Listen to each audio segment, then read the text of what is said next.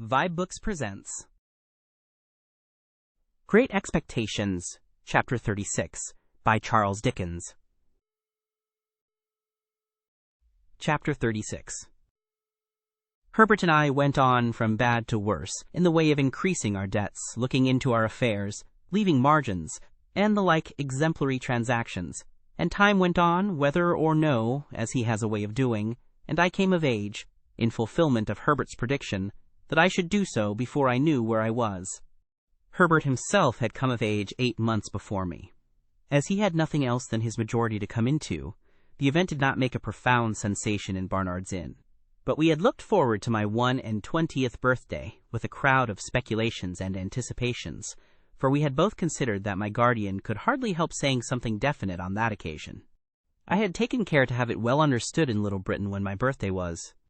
On the day before it, I received an official note from Wemmick, informing me that Mr. Jaggers would be glad if I would call upon him at 5 p.m. of the auspicious day. This convinced us that something great was to happen, and threw me into an unusual flutter when I repaired to my guardian's office, a model of punctuality. In the outer office, Wemmick offered me his congratulations, and incidentally rubbed the side of his nose with a folded piece of tissue paper that I liked the look of. But he said nothing respecting it, and motioned me with a nod into my guardian's room. It was November, and my guardian was standing before his fire, leaning his back against the chimney-piece, with his hands under his coat-tails. "Well, Pip," said he, "I must call you Mr. Pip today. Congratulations, Mr. Pip." We shook hands. He was always a remarkably short shaker, and I thanked him. "Take a chair, Mr. Pip," said my guardian. As I sat down, and he preserved his attitude and bent his brows at his boots, I felt at a disadvantage, which reminded me of that old time when I had been put upon a tombstone. The 2 ghastly casts on the shelf were not far from him, and their expression was as if they were making a stupid apoplectic attempt to attend to the conversation. "Now, my young friend," my guardian began, as if I were a witness in the box, "I am going to have a word or two with you." "If you please, sir." "What do you suppose," said Mr. Jaggers, bending forward to look at the ground, and then throwing his head back to look at the ceiling, "what do you suppose you are living at the rate of?" "At the rate of, sir?" "At," repeated Mr. Jaggers, still looking at the ceiling. "The rate of," and then looked all round the room, and paused with his pocket-handkerchief in his hand, halfway to his nose. I had looked into my affairs so often that I had thoroughly destroyed any slight notion I might ever have had of their bearings. Reluctantly, I confessed myself quite unable to answer the question. This reply seemed agreeable to Mr. Jaggers, who said, "I thought so," and blew his nose with an air of satisfaction. "Now, I have asked you a question, my friend," said Mr. Jaggers. "Have you anything to ask me?" "Of course it would be a great relief to me to ask you several questions, sir, but I remember your prohibition." "Ask one," said Mr. Jaggers. "Is my benefactor to be made known to me today?" "No." "Ask another. Is that confidence to be imparted to me soon?" "Waive that a moment," said Mr. Jaggers, "and ask another." I looked about me, but there appeared to be now no possible escape from the inquiry. "Have I anything to receive, sir?"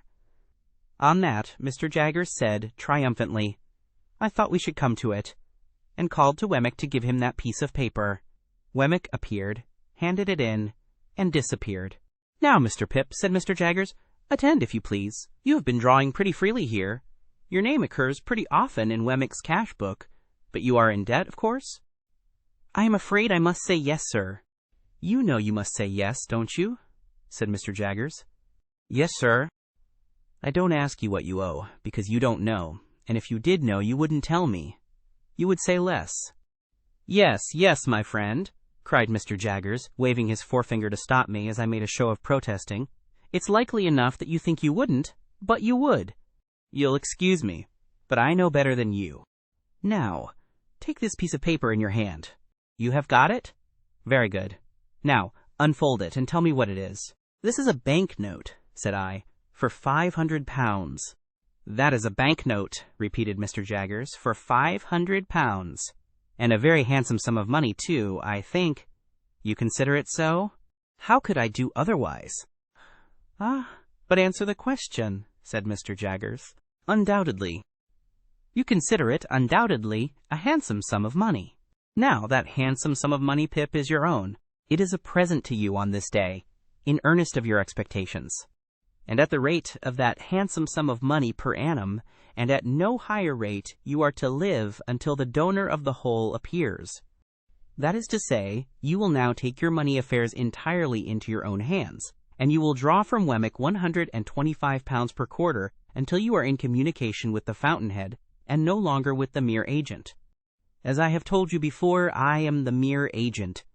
I execute my instructions, and I am paid for doing so.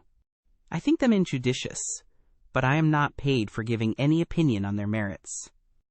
I was beginning to express my gratitude to my benefactor for the great liberality with which I was treated, when Mr. Jaggers stopped me. "I'm not paid, Pip," said he coolly, "to carry your words to anyone," and then gathered up his coat-tails, as he had gathered up the subject, and stood frowning at his boots as if he suspected them of designs against him.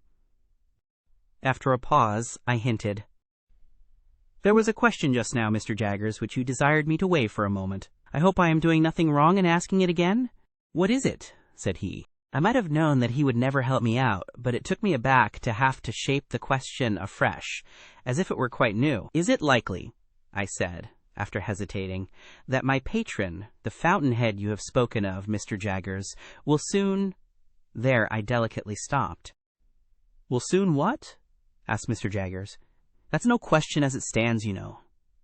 "Will soon come to London," said I, after casting about for a precise form of words, "or summon me anywhere else."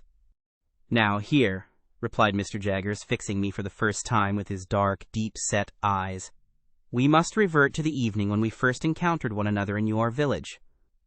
"What did I tell you then, Pip?" "You told me, Mr. Jaggers, that it might be years hence when that person appeared."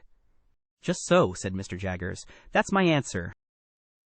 As we looked full at one another, I felt my breath come quicker in my strong desire to get something out of him. And as I felt that it came quicker, and as I felt that he saw that it came quicker, I felt that I had less chance than ever of getting anything out of him. "Do you suppose it will still be years hence, Mr. Jaggers?" Mr. Jaggers shook his head, not in negativing the question, but in altogether negativing the notion that he could anyhow be got to answer it. And the two horrible casts of the twitched faces looked, when my eyes strayed up to them, as if they had come to a crisis in their suspended attention, and were going to sneeze. "Come," said Mr. Jaggers, warming the backs of his legs with the backs of his warmed hands. "I'll be plain with you, my friend Pip. That's a question I must not be asked. You'll understand that better, when I tell you it's a question that might compromise me. Come, I'll go a little further with you. I'll say something more." He bent down so low to frown at his boots, that he was able to rub the calves of his legs in the pause he made. "When that person discloses," said Mr. Jaggers, straightening himself, "you and that person will settle your own affairs. When that person discloses, my part in this business will cease and determine. When that person discloses, it will not be necessary for me to know anything about it. And that's all I have got to say." We looked at one another until I withdrew my eyes, and looked thoughtfully at the floor. From this last speech I derived the notion that Miss Havisham, for some reason or no reason, had not taken him into her confidence as to her designing me for Estella, that he resented this and felt a jealousy about it, or that he really did object to that scheme and would have nothing to do with it. When I raised my eyes again, I found that he had been shrewdly looking at me all the time, and was doing so still. "If that is all you have to say, sir," I remarked, "there can be nothing left for me to say." He nodded assent, and pulled out his thief-dreaded watch, and asked me where I was going to dine.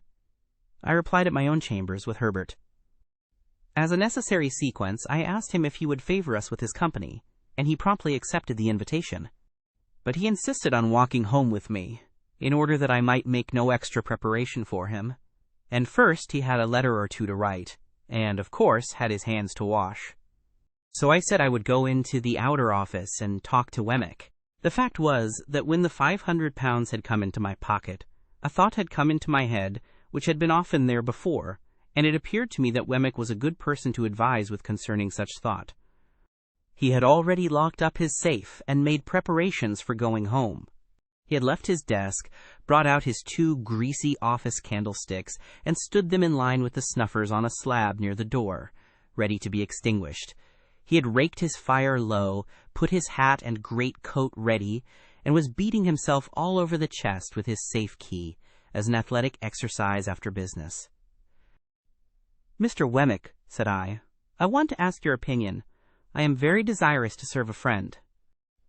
Wemmick tightened his post office and shook his head, as if his opinion were dead against any fatal weakness of that sort.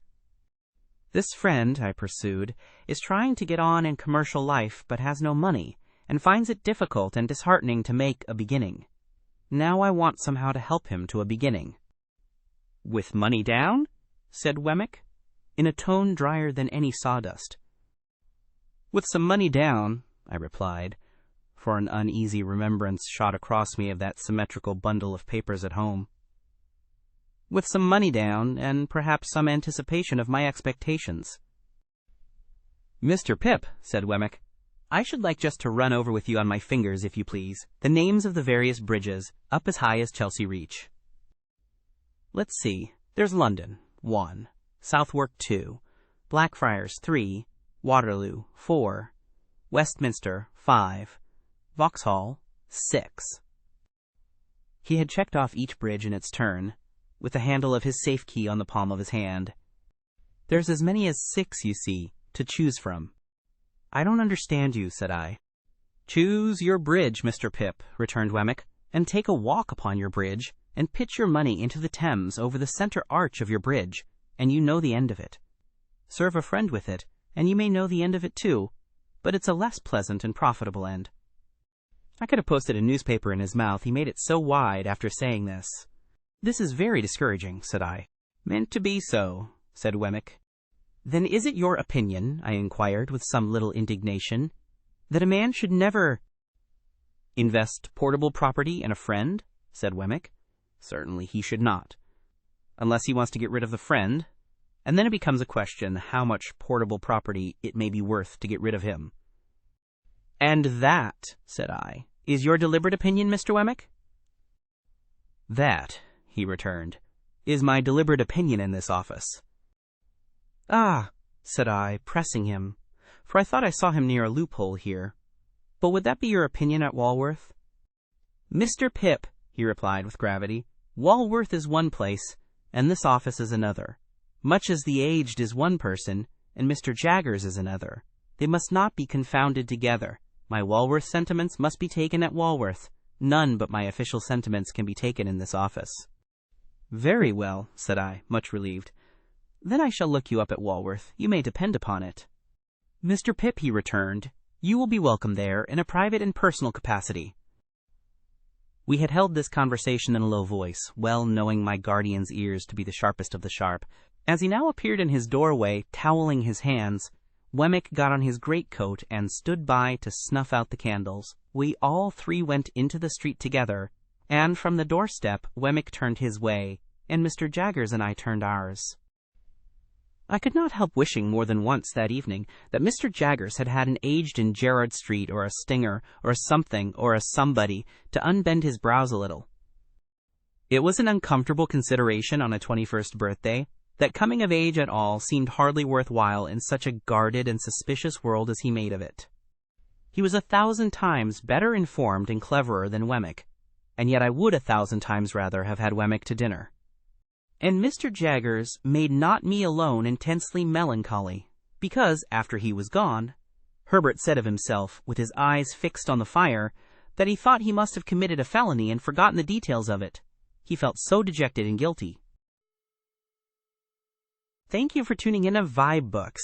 We hope you enjoyed this journey. Please consider liking, commenting, and subscribing to our channel. Check out our playlist or explore vibeBooks for more classic stories. Until next time, happy listening.